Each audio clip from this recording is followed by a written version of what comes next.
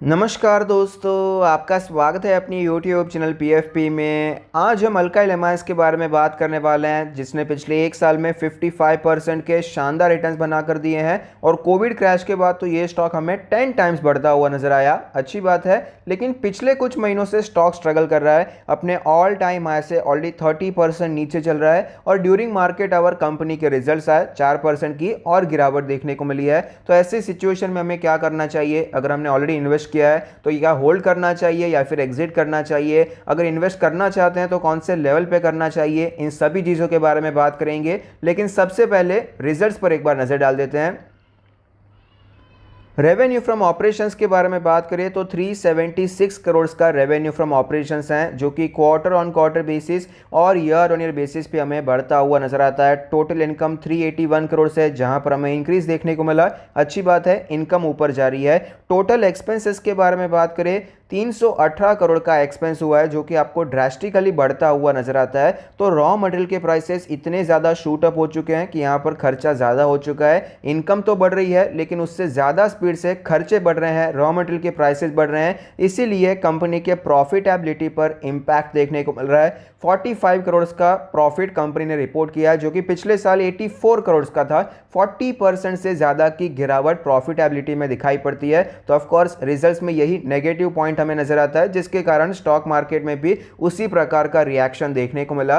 तो क्या कंपनी का बिजनेस खराब हो गया? बिजनेस मेरे हिसाब से खराब नहीं है। कंपनी को माल कैसे बेचना है ये आता है, इसीलिए उनका रेवेन्यू फ्रॉम ऑपरेशंस बढ़ता हुआ नजर आता है। तो टॉप लाइन तो अच्छी है, लेकिन रॉ मटेरियल के प्राइसेस, जो कि कंपनी के हाथ में बिल्कुल नहीं है, वो इतने ज्यादा ऊपर चले गए हैं कि कंपनी के मार्जिन्स पर इंपैक्ट देखने को मिला और नेट प्रॉफिटेबिलिटी हमें कम होती हुई नजर आती है। तो रिजल्ट्स तो हमने चेक कर लिए हैं। रिजल्ट्स आपको नेट प्रॉफिट नीचे जाता हुआ नजर आता है, तो ऑफकोर्स पॉजिटिव रिजल्ट्स तो बिल्कुल भी नहीं कहेंगे। अब फंडामेंटल्स पर नजर डाल देते हैं, कंपनी पैसे कैसे कमाती है। प्रोडक्ट वाइज रेवेन्यू ब्रेकअप के बारे में बात करें तो एमाइंस एंड एमाइंस डेरिवेटिव से 72.1% का पैसा आता है, स्पेशलिटी केमिकल से 27.8% का। तो मेजॉरिटी एमाइंस से आता है, जो कि नाम में भी हमें पता चलता है। ये एमाइंस कहाँ पर यूज होते हैं? एग्रीकल्चर सेक्टर में यूज होते हैं, वाटर ट्रीटमेंट में यूज होते हैं, फार्मास्यूटिकल्स में यूज होते हैं। तो यहाँ पर इनका यूजेज आपको दिखाई पड़ता है। ये directly and product of course नहीं है, एंड प्रोडक्ट बनाने में यूजेज होता है। लोकेशन वाइज ब्रेकअप के बारे में बात करें तो 81.8% का पैसा इंडिया से आता है, 18.2% रेस्ट ऑफ द वर्ल्ड से। फोकस इंडिया पे है। फंडामेंटल रेशियोज के बारे में बात करें, जिससे हमें परफॉर्मेंस का भी पता चल जाएगा। लेटेस्ट आरओई है 37%, जो कि 5 ईयर और 3 ईयर एवरेज से ऊपर है। आरओसी 37% है, जो कि 5 ईयर और 3 ईयर एवरेज से ऊपर है। तो ये तो रिटर्न रेशियोज तो काफ़ी अच्छे हैं। मार्जिन्स के बारे में बात करें तो ये जो 23% से ऊपर का मार्जिन आपको नजर आता है, वो पिछले फाइनेंशियल ईयर का मार्जिन है। पिछले फाइनेंशियल ईयर में रॉ मटेरियल के प्राइसेस इतने ज़्यादा नहीं बढ़े थे, लेकिन फिलहाल तो ये मार्जिन्स आपको सस्टेनेबल फिलहाल के लिए नज़र नहीं आते हैं। तो फिलहाल तो मार्जिन्स आपको कम होते हुए नजर आए हैं। ईयर ऑन ईयर बेसिस पे आपको मार्जिन्स बेटर होते हुए नजर आए, लेकिन फिलहाल जो रॉ मटेरियल के प्राइसेस बढ़ चुके हैं, ये मार्जिन्स करंटली आपको दिखाई नहीं पड़ते। डेट टू इक्विटी के बारे में बात करें तो डेट आपको कम होता हुआ नजर आता है। 0.06 का डेट टू इक्विटी रेशियो है। तो ओवरऑल फंडामेंटल रेशियोज हमें डिसेंट नजर आते हैं। कंपनी के शेयर होल्डिंग पैटर्न के बारे में बात करें, टोटल प्रमोट होल्डिंग है 72.03%, जिसमें से कुछ प्लेज नहीं है। Mutual fund 0.65%, DII 0.62%, FII 2.22%, retail category में 24.48% का स्टेक है। आप देख सकते हैं कि इंस्टीट्यूशंस का यहाँ पर आपको इंटरेस्ट नज़र नहीं आता है, ज़्यादा स्टेक है ही नहीं। म्यूचुअल फंड ने वैसे ही कम किया है, एफआईआईज ने पिछले क्वार्टर के मुकाबले कम किया है, लेकिन ओवरऑल आपको यहाँ पर आपको इंक्रीज देखने को मिल जाता है। फाइनेंशियल ट्रेंड के बारे में बात करें, रेवेन्यू प्रॉफिट बहुत अच्छा ग्रोथ यहाँ पर नजर आता है। और हमने देखा कि नेट प्रॉफिट मार्जिन जो था, अभी फिलहाल हमें लेटेस्ट पिछले फाइनेंशियल ईयर का जो कंप्लीट फाइनेंशियल ईयर है 23% के ऊपर था, वो आपको ओवरऑल बढ़ता हुआ नजर आया। 15-18% से बढ़कर वो 23% हो चुका है। इसीलिए रेवेन्यू जिस प्रकार से ऊपर जा रहा है, उससे कहीं ज़्यादा स्पीड से प्रॉफिटेबिलिटी पर हमें इंक्रीज देखने को मिलता है। एनालिस्ट रेटिंग्स के बारे में बात करें तो 4 एनालिस्ट ने स्टॉक को कवर किया है, जिसमें से 50% का मानना है स्टॉक में खरीदारी करनी चाहिए। टारगेट्स के बारे में बात करें तो हायर साइड पे 4,440 रुपीज़ का टारगेट है, जो कि 32% ऊपर है। मीडियन 14% का अपसाइड है और लोअर साइड पे 1.6% की गिरावट एनालिस्ट के द्वारा दिखाई जा रही है, जिसका मतलब है कि डाउनसाइड पॉसिबिलिटी नहीं है और अपसाइड पॉसिबिलिटी 30% दी एनालिस्ट को दिखाई पड़ती है। ज़्यादा एनालिस्ट ने स्टॉक को यहाँ पर कवर नहीं किया है। 17,000 करोड़ की मार्केट कैप है, small cap mid cap company है। 55 का पीई रेशियो है, तो ये पीई रेशियो आपको एक्चुअली थोड़ा बढ़ता हुआ नजर आएगा। अगर स्टॉक यहीं पर रह जाता है तो ये पीई रेशियो और भी महंगा हो जाएगा, क्योंकि नेट प्रॉफिटेबिलिटी तो नीचे जा रही है।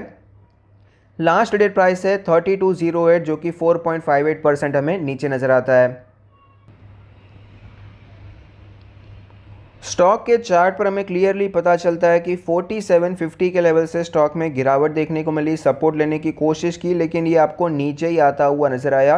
200 डेज के मूविंग एवरेज के नीचे चला गया था। इसका जो 20 डेज का मूविंग एवरेज है उसने क्रॉसओवर भी कर दिया था, लेकिन एक बाउंस बैक यहाँ पर देखने को मिला। 3800 तक स्टॉक गया, लेकिन वापस स्टॉक में गिरावट देखने को मिली। स्टॉक हमें नीचे आता हुआ नजर आता है। आज भी स्टॉक ऊपर जाने की कोशिश कर रहा था और एक शॉर्ट टर्म का ब्रेकआउट भी यहाँ पर देखने को मिला था, लेकिन रिजल्ट्स के बाद वापस गिरावट देखने को मिली। इंट्राडे चार्ट एक बार देख लेते हैं तो सिचुएशन थोड़ी सी और क्लियर हो जाएगी। अब देख पाएंगे शुरुआत में स्टॉक ऊपर ट्रेड कर रहा था कि रिजल्ट्स अच्छे आएंगे, एक्सपेक्टेशन है मार्केट की, लेकिन रिजल्ट्स अच्छे नहीं है तो स्टॉक में आपको अच्छी खासी गिरावट देखने को मिली है।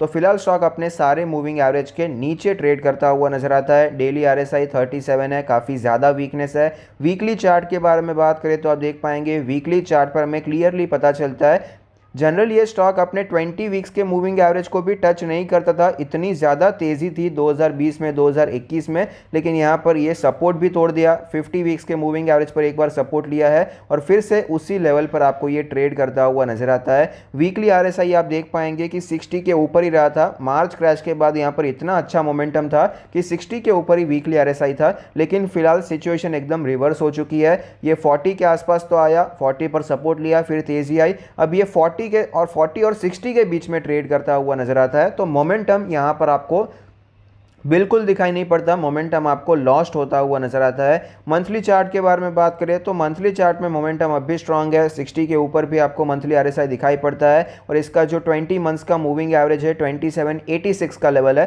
तो अब भी यहाँ पर आपको मंथली चार्ट पे तो स्टॉक स्ट्रांग नजर आता है। तो फिलहाल इस सिचुएशन में हमें करना क्या चाहिए, क्या यहाँ पर निवेश करने के बारे में सोचना चाहिए? तो मेरे हिसाब से स्टॉक में काफ़ी ज़्यादा वीकनेस नज़र आती है और एक लेवल मैं आपको दिखाना चाहूँगा। ये लेवल बहुत ही ज़्यादा इंपॉर्टेंट है स्टॉक के लिए। आप देख पाएंगे मल्टीपल टाइम्स यहाँ पर हमें सपोर्ट देखने को मिला और सेम लेवल हमें ये रेजिस्टेंस की तरह दिखाई पड़ता है। यहाँ पर सपोर्ट था, जैसे ये लेवल टूट गया ये रेजिस्टेंस बनता हुआ नजर आया। यहाँ पर एक ब्रेकआउट देखने को मिला, लेकिन वो सस्टेन नहीं कर पाया। रिजल्ट की वजह से नहीं, रिजल्ट के पहले ही उससे नीचे आ चुका था और उसके नीचे ही ट्रेड करा था और आज भी स्टॉक में यहाँ पर गिरावट देखने को मिली। तो टेक्निकली ये जो 3450 का लेवल है ये बहुत ही ज़्यादा इंपॉर्टेंट लेवल है। जब तक ये स्टॉक इसके नीचे है इसमें आपको वीकनेस देखने के चांसेस ही ज़्यादा है। कुछ टाइम पहले, कुछ महीनों पहले स्टॉक के बारे में हमने डिस्कस किया था कि यहाँ पर आपको गिरावट देखने को मिल सकती है। कुछ ऐसा ट्रेंड लाइन हमने ड्रॉ किया था, तो यहाँ पर अप्रॉक्सीमेटली इस लेवल के आसपास हमने एग्जिट भी कर दिया था। उसके बाद स्टॉक नीचे आया था। मेरा तो एक्सपेक्टेशन था कि स्टॉक में कोई खास बाउंस आएगा नहीं, लेकिन यहाँ पर एक अच्छा खासा बाउंस देखने को मिला। 3800 तक स्टॉक गया था, अब फिर से स्टॉक हमें नीचे आता हुआ नजर आता है। एक बार स्टॉक ने ऑलरेडी 3000 के लेवल पे सपोर्ट लिया है और वापस स्टॉक उसी लेवल को अप्रोच करता हुआ नजर आता है। तो एक बार अगर स्टॉक सपोर्ट लेकर ऊपर जाता है, तो अगर वो चला जाता है ऊपर, उसका मतलब है सपोर्ट स्ट्रांग है। दूसरी बार आ रहा है तो ये सपोर्ट अभी वीक हो जाएगा। तो अगर ये स्टॉक अभी 3000 के लेवल को तोड़ देता है तो 2500 से पहले कोई भी सपोर्ट ही नहीं है। 25 मिनट भी बहुत बड़ा सपोर्ट नहीं है, ये भी एक छोटा सा सपोर्ट है। उसके पहले तो कोई भी सपोर्ट यहाँ पर चार्ट पर हमें बिल्कुल नजर नहीं आता, क्योंकि यहाँ पर टाइम ही स्पेंड किया था।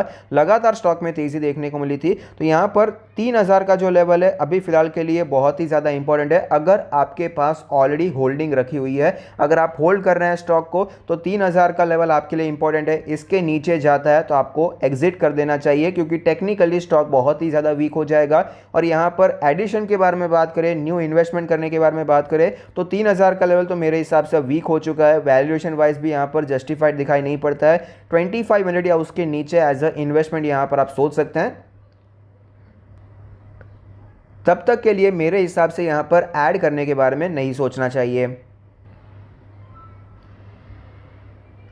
तो फंडामेंटल और टेक्निकल एनालिसिस के बाद कुछ पॉजिटिव्स के बारे में बात करें तो फंडामेंटल्स हमें अच्छे नज़र आते हैं। आरओई, आरओसी, जो इनका कर्जा है वो भी कम हो रहा है और मार्जिन्स भी अब तक आपको पिछले कुछ सालों में बढ़ते हुए ही नज़र आए हैं। तो ये सब कुछ चीज़ें अच्छी हो रही है और बिजनेस फंडामेंटल्स, बिजनेस का सेंस आपको अच्छा नज़र आता है। रेवेन्यू भी आपको बढ़ता हुआ नजर आता है, यानी कि कंपनी को पता है कि अपना माल कैसे बेचना है। ग्रोथ आपको यहाँ पर अच्छी देखने को मिली है। ये कुछ पॉजिटिव सिचुएशन यहाँ पर दिखाई पड़ती है। एक और पॉजिटिव है जो कि मैंने यहाँ पर लिखा नहीं है, वो मैं आपको बता देता हूं कि अभी फिलहाल बजट में जो इनका रॉ मटेरियल के प्राइसेस हैं, उनके जो कस्टम ड्यूटी है वो भी आपको कम होते हुए नजर आए हैं। बहुत से ऐसे केमिकल प्रोडक्ट्स हैं, ऑलमोस्ट हर एक केमिकल प्रोडक्ट के प्राइसेस इतने ज़्यादा बढ़ चुके हैं कि जो केमिकल कंपनीज हैं जो वो रॉ मटेरियल उन प्रोडक्ट को as a raw material use करती है, उनको प्रॉब्लम हो रही है। तो उसके लिए कस्टम्स ड्यूटी कम कर दी गई है। तो ये मिथेनॉल, ये सारी जो चीज़ें हैं उन पर भी कस्टम ड्यूटी कम हुई है। तो ये अल्काइल एमाइंस के लिए पॉजिटिव बात है, लेकिन उसका खास रिएक्शन हमें स्टॉक मार्केट में दिखाई नहीं पड़ता है। उसका मतलब है कि दूसरी जो नेगेटिव चीज़ें हैं वो ज़्यादा हावी होती हुई नज़र आती है। तो नेगेटिव्स क्या है? सबसे पहला, टेक्निकल वीक चल रहा है, वैल्यूएशन प्रीमियम है। पहले से वैल्यूएशन एक्चुअली प्रीमियम ही चल रहा था, लेकिन पहले एज सच कोई प्रॉब्लम नहीं थी। अभी रॉ मटेरियल की प्रॉब्लम आ गई, इतना महंगा, खर्चा भी बहुत बढ़ गया है, मार्जिन नीचे जा रहे हैं। तो जब भी कोई हाई वैल्यूएशन स्टॉक में कोई छोटी सी भी प्रॉब्लम आती है तो मार्केट उसे बहुत ही अच्छे तरीके से पनिश कर देता है। तो ये सारी चीज़ें हमें नेगेटिव नजर आती है। इंस्टीट्यूशनल इन्वेस्टर नेग्लिजिबल है। रॉ मटेरियल का इन्फ्लेशन चल रहा है और ये कब तक चलेगा इसकी कोई गारंटी हम नहीं कह सकते। थोड़ा और भी चल सकता है, 1-2 साल भी चल सकता है। और रिटेल इन्वेस्टर जनरली यहाँ पर कंटाल जाते हैं।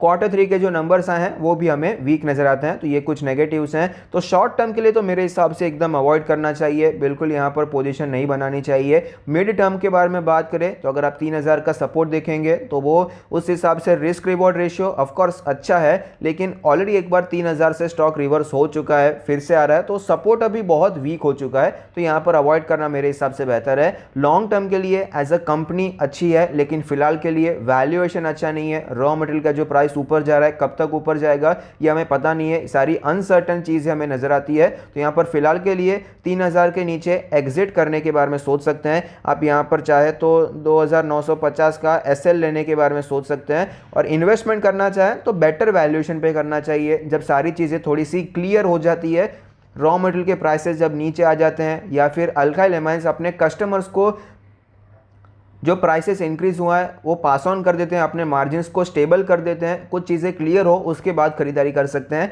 और 25 मिनट का लेवल आपको बहुत ही जल्द नज़र आ सकता है अगर 3000 का लेवल डिसाइसिवली टूट जाता है, जिसके चांसेस मुझे पर्सनली थोड़े से ज़्यादा नज़र आते हैं। तो फिलहाल के लिए तो ये नहीं बता पाएंगे कौन से लेवल पे खरीदना चाहिए। बेटर वैल्यूएशन जब मिलेंगे, बेटर सिचुएशन यहाँ पर कंपनी की तरफ से दिखाई पड़ेगी, तब हम यहाँ पर फिर से एंटर कर सकते हैं, क्योंकि ओवरऑल बिजनेस मॉडल काफ़ी स्ट्रॉन्ग दिखाई पड़ता है। आई होप आपको ये वीडियो पसंद आया है, आपके इन्वेस्टमेंट ट्रेडिंग डिसीजन में आपको ये मदद करेगा। Thank you, stay happy, happy investing.